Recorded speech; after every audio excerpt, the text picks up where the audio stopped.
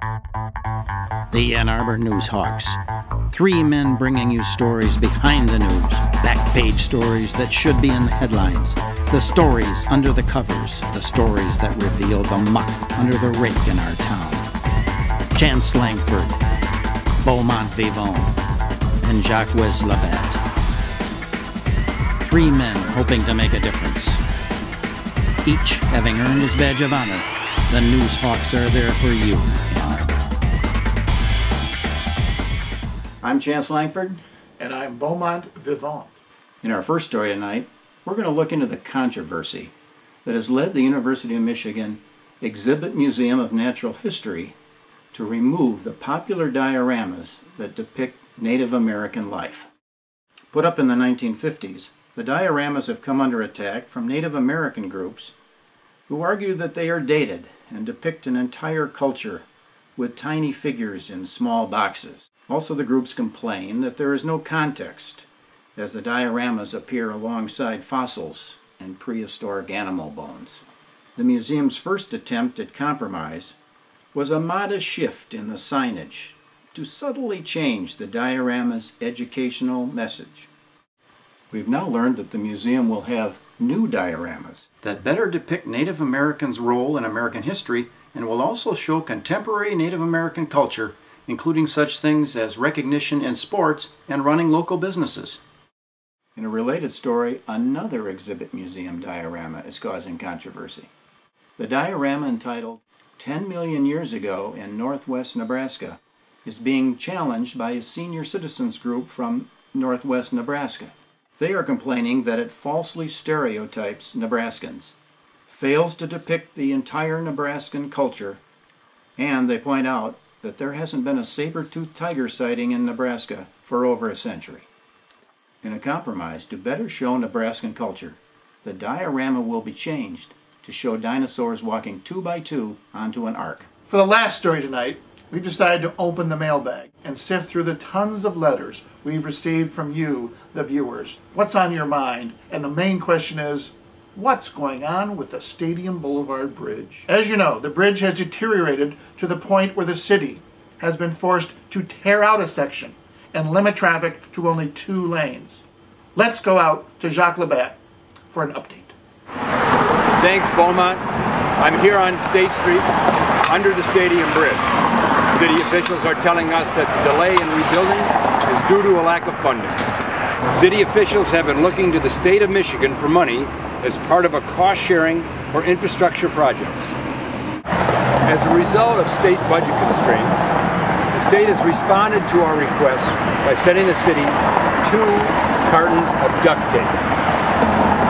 MDOT assures us this is the highest quality duct tape available, and the city has indicated that these repairs can and might have to last up to 11 years.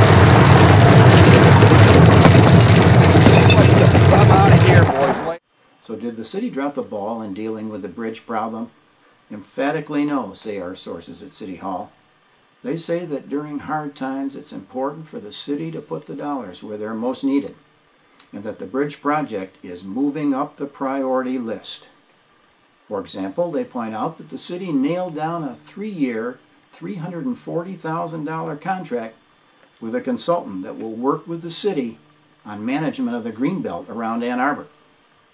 With that completed, attention turned to another higher priority project, construction of a commuter parking lot at Plymouth Road and US 23. Council was looking to the future with the idea that this large lighted landscape lot will someday keep several hundred cars out of the downtown area. So far, the average number of cars using the lot is 4. Then we understand, just as council was to take up the bridge construction plan, it was tabled when Mayor Hifcha took a 2-week trip to Azerbaijan to visit Tajibuku, a potential new sister city for Ann Arbor. This moves toward the city's goal of matching every citizen with a sister city somewhere in the world. Things got off to an awkward start when it was learned that the Azerbaijani language has no sounds to form Mayor Hifcha's last name, much like the English language, and so he was referred to simply as "Hey pal." Things improved after that and ended with a customary exchange of gifts. Ann Arbor's mayor gave his host a key to the city and a Zingerman's gift card. In return, the Tajubaku mayor gave Mayor Heathja the most treasured of gifts, a live goat. Following his return to Ann Arbor, the bridge issue was again deferred as City Council endlessly debated a proposed ordinance allowing goat ownership by city residents. As the city looks for money to replace the bridge, we've learned that behind the scenes, two alternatives to having a bridge are being considered. The first proposal is to eliminate the center part of the bridge and just leave the ramps at each end. This plan would require raising the speed limit on the stretch of Stadium Boulevard to 85 miles per hour. The possibility of occasional mishaps and the raised speed limit were likely to lead to neighborhood concerns, and this idea was referred to another consultant at the additional cost of $340,000. The second low-cost proposal, and the one with the most support, is to eliminate the bridge entirely and deal with the train crossing by putting in a roundabout. Now, because car-train roundabouts are not that common, we were going to discuss design diagrams and theoretical speed profiles, but we think it would be more understandable to have Jacques and Beaumont show you a working model. Around from the east, I'm roundabout going State Street train entering to the north. And No, I got here first. You need to read the rules here, Beaumont. You know, You're I'm bigger. supposed to yield. I'm bigger. Now that's good, yeah. I'm Just bigger. knock me over. You know, come on. Fellas, let's stay professional. You need to get off of there at some point in time, yeah. Stay on Hit your me side here. of the roundabout. You know, how about I slap you round about your head? I think our discussion of the Come on, roundabout Beaumont. speed to radius ratio will have to wait for a future show. So speaking for Jacques and You're going Beaumont, down. Bring it on, buddy. Bring it on. Next time I want to be the damn train. I think I pulled my groin.